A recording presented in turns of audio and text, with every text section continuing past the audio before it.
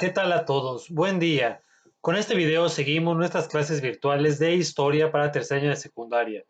Bueno, jóvenes, la sesión anterior de video estuvimos hablando y comentando un poco con respecto a los últimos años de la colonia, o en este caso, de la independencia de México. Es decir, ya en anteriores temas estuvimos hablando con respecto a esta parte, que tiene que ver cuando la Nueva España logra independizarse y nace México como país. Ya vimos un poco de los bandos, los liberales, que van a ser los posteriores, pero en general estuvimos viendo insurgentes y realistas, es decir, la gente que apoyaba a Hidalgo al inicio y la gente que apoyaba al gobierno español. Pasan 11 años de lucha de independencia para que se llegue a dar la finiquitación de este movimiento. Y como tal, ahora sí, México va a nacer como un país nuevo e independiente para esta época. Es decir, el 27 de septiembre de 1821, como tal, México ya empieza su andar formalmente de país independiente con respecto a otras partes del mundo. Si bien todavía España o algunos políticos españoles y militares van a desconocer a México como gobierno, es decir, todavía va a haber españoles en los próximos años aquí en México que van a desconocer al gobierno mexicano y van a seguir pensando o queriendo principalmente con su deseo de seguir gobernando México y va a haber todavía algunas pequeñas fuerzas armadas españolas en algunos puntos del país, principalmente el Veracruz.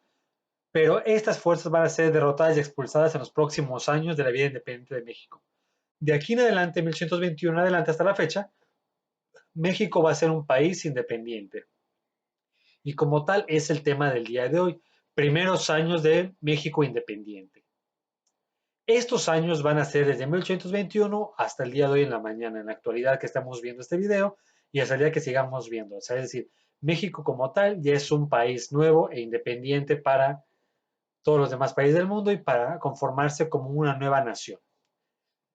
Aquí el punto es, si recordamos la sesión anterior, estábamos viendo de que tanto Iturbide como Vicente Guerrero son los personajes, los artífices de la independencia de México. Estos dos personajes con las firmas de los dos tratados, el Tratado de Guadalupe y bueno, los tratados de Córdoba principalmente, van a ser los que van a dar esto, el plan de Iguala y los tratados de Córdoba. Posteriormente encontraremos otros planes que van a ayudar a esta parte. Pero retomando, entonces encontramos los tratados de Córdoba y el plan de Iguala. El oficial van a ser los tratados de Córdoba en este momento, que nace México independiente. Y ahora sí, México independiente, el punto de esto es, y ahora entonces, ¿qué sigue para México? ¿Qué va a ser ahora México como tal, como país? ¿Quién va a gobernar? ¿Qué partido, qué bando, qué grupo va a ser el que gobierne ahí? Porque de otra forma ya se había conformado el ejército trigarante, la unión de los dos bandos, y en estos dos bandos se suponía que los vencedores de estos bandos iban a ser los nuevos líderes del movimiento. Eso es un supuesto como tal. La realidad fue otra muy distinta. Es decir, los que se van a quedar principalmente con el poder era la gente que tenía riqueza o dinero en el país. Es decir, lo que vendrían siendo todavía los realistas o la gente aliada con los españoles principalmente. Por ello, es decir, en los primeros años de México independiente va a haber muy poca diferencia entre el gobierno de la Nueva España y el México independiente, porque aparte México viene de 11 años de luchas, de guerra, de muertes, de conflictos, de pleitos, y cuando aparece este nuevo gobierno independiente, realmente el país está pobre, los caminos están inseguros, las calles están mal, no hay trabajo, los campos, la mayor parte han sido destruidos, han sido saqueados por la lucha, porque recordando que muchas veces se incendiaban los cultivos para meter presión al otro bando. Y bueno, entonces encontramos parte de esto, que el nuevo gobierno va a tener muchos conflictos para conformarse y gobernarse estructuralmente. Por ello, vamos a tener varias situaciones importantes en este momento. Una de ellas es entonces lo que hemos mencionado previamente, quién va a gobernar a México.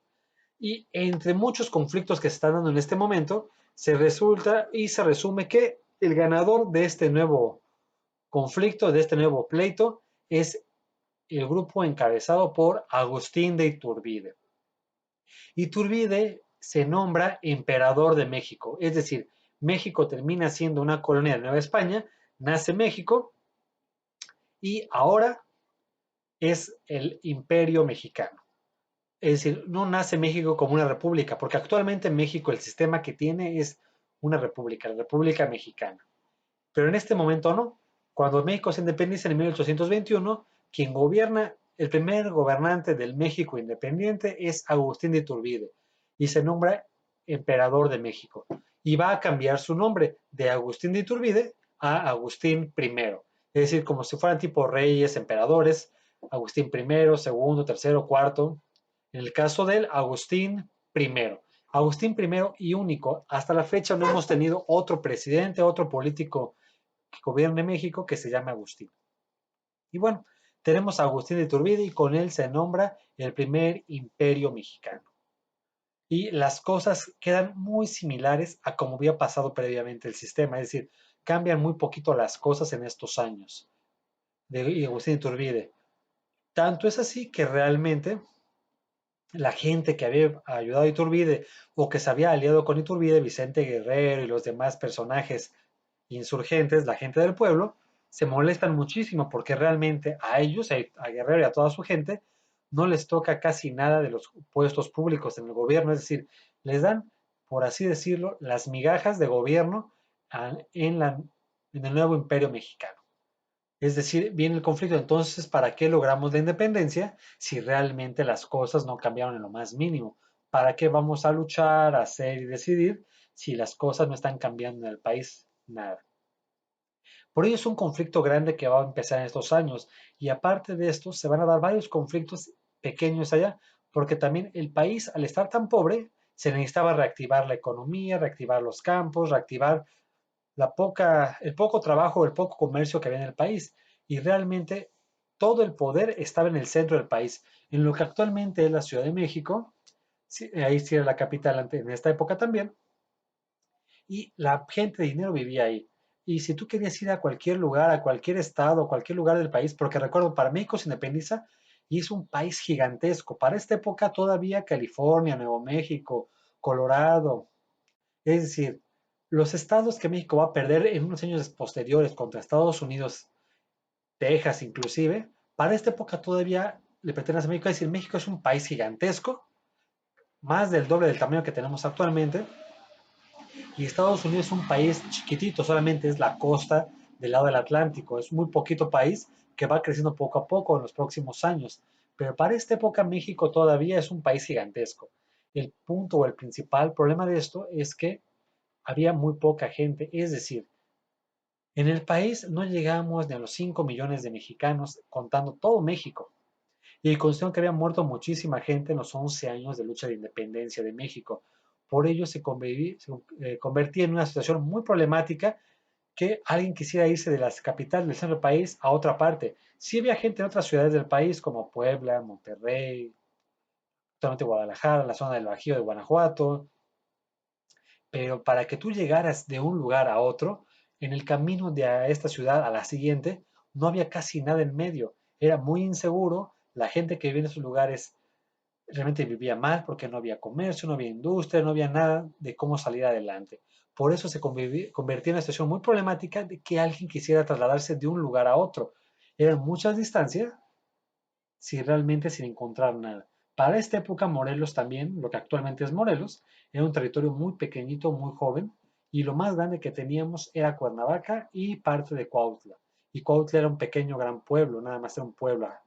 Es decir, Cuernavaca inclusive todavía se puede considerar un pueblo muy grande, porque ni a ciudad llegaba y era lo que más de población teníamos. Es decir, movilizarnos de Cuernavaca a la Ciudad de México tardabas 3 días, de 2 a 3 días, en llegar allá. ¿Por qué? Porque básicamente te ibas en carreta, en caballo, en caravana, y aparte irte tú solo de una ciudad a otra era muy inseguro, era lo más probable es que te asaltaran o te mataran en el camino. Por eso realmente el país estaba muy mal, estaba muy pobre, y nadie quería salirse de sus ciudades allá para buscar invertir en otro lugar, en otros terrenos y demás allá. Esto va a provocar que la economía del país esté colapsada brutalmente, los campos saqueados, incendiados, sin dinero para sembrar de nuevo. Es decir, son los primeros años de vida independiente muy complicados y muy conflictivos para nosotros. Aparte de ello, el poco dinero que había en el país que lo tenía la gente rica, la iglesia, es decir, el grupo que había ganado la independencia, Iturbide y su gente, va a gastarlo principalmente en fiestas, banquetes personales, es decir, gasto, gasto, gasto hacia ellos mismos principalmente. Por ello se va a convertir en algo muy complicada la situación y va a generar muchos conflictos económicos en el país. Esto es decir, la gente que luchó del pueblo en la lucha de la independencia ve que las cosas realmente no van a cambiar, en lo más mínimo no han cambiado. Entonces viene el conflicto, ¿para qué peleé? ¿Para qué luchamos? ¿Para qué derramamos sangre? ¿Para qué se murieron mis hermanos, mis padres o mis hijos en esta lucha? Si realmente no hay ningún cambio fundamental o importante para desarrollarlo. Por ello, vamos a encontrar algunas situaciones complicadas o problematizadoras en este momento. Las principales de ellas que vamos a encontrar son las siguientes. Un grupo que sobrevivió a los conflictos del lado de los insurgentes, de la gente de Hidalgo y de los demás, ahora va a cansarse tanto de este conflicto que se va a levantar en armas en contra de Agustín de Iturbide o Agustín I. Porque realmente las pocas leyes que hicieron, sí se hicieron algunas leyes en el mandato de Iturbide, pero no cambiaban casi nada las cosas. Es decir, solamente se beneficiaba a la gente rica en darles territorios, en darles dinero, en darles apoyos, pero el campo y la gente del pueblo estaba olvidada completamente de la economía del país. Así que un grupo de insurgentes o que pelearon del otro lado se van a levantar en armas en contra de Agustín de Iturbide. Y para esta época de aquí de todo este México vamos a encontrar un montón de planes. Es decir, yo no me podía levantar en armas y decir estoy en contra del gobierno y me lanzo a pelear contra ellos con mi ejército, con mi gente. Se hacía, pero siempre y cuando escribieras casi siempre un documento en donde estuviera redactado como una mini constitución de artículos qué ibas a hacer y qué estabas haciendo. En el caso de eso se les van a llamar planes. El plan de algún nombre de alguna ciudad, de alguna hacienda o de algo que le gustara a la persona que lo está haciendo.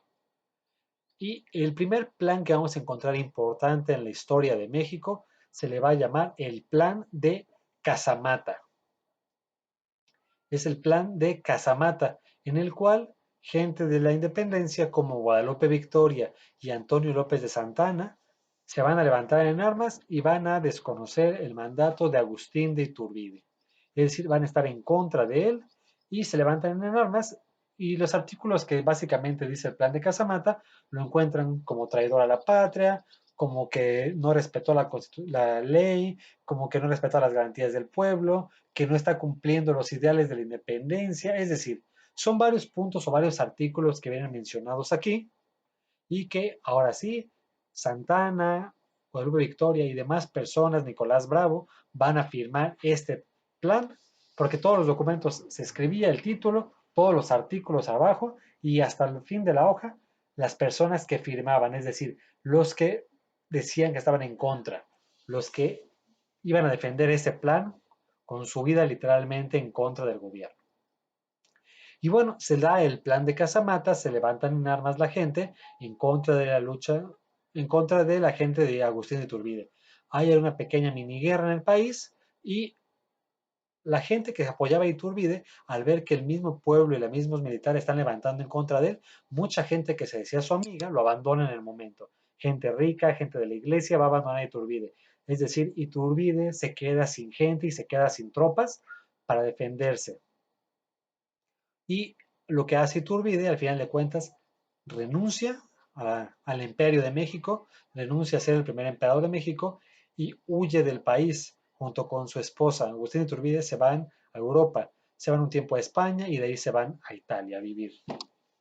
Es como el plan de Casamata triunfa y funciona para llevar al poder a los insurgentes, a la gente que había peleado por el pueblo. Se acaba este pequeño conflicto y ahora vamos a tener otra situación importante. Ahora, ¿quién va a gobernar y cómo se va a gobernar el país?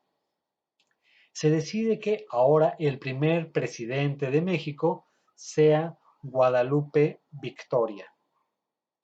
Guadalupe Victoria va a ser el primer presidente de la República Mexicana. Y el tipo de gobierno de México ya no va a ser un imperio, ahora va a ser una república. Y con Guadalupe Victoria pasar algunas situaciones que estaremos viendo en el siguiente video, en los primeros años de la vida independiente. Lo más importante del mandato de Guadalupe Victoria es que él logra pacificar más o menos al país, logra darle orden porque era una persona que muy querida y muy respetada por los militares y consideran que era alguien decente, honesto, que había peleado y no va a tener conflictos de que lo quiten de la presidencia. Sí va a haber gente que va a estar en contra de él, pero es el primer presidente en la historia de México y en muchos años posteriores que va a acabar su mandato de la presidencia sin que nadie lo quite o nadie lo mate como presidente. Nadie le quite el puesto inclusive. Para esta época los mandatos son de 4 años. El presidente solamente duraba 4 años. De 1936 en adelante, del 34 en adelante, para el 34 al 40, se da el primer mandato de 6 años. Es decir, desde los 30 hasta la fecha, México se gobierna con 6 años los presidentes, como actualmente tenemos a cualquier presidente en turno que tengamos. Pero por lo pronto con Guadalupe Victoria se inauguran la República, el gobierno republicano y la presidencia de México. Y lo más importante de su mandato va a ser la que durante él se crea la primera constitución oficial de México, la constitución de 1824. Bueno, básicamente con esta parte terminamos este pequeño mini video con respecto a este pequeño tema de los primeros años de la vida independiente de México. Espero que se encuentren bien, que nos encontremos pronto y sigan trabajando. Seguimos comunicándonos por las redes de siempre, por WhatsApp, por Classroom, por este canal. Suscríbanse para que vean cuando llegan las videoclases y podamos seguir en comunicación. Que estén bien y seguimos en contacto. Nos vemos. Bye, que estén bien. Hasta luego.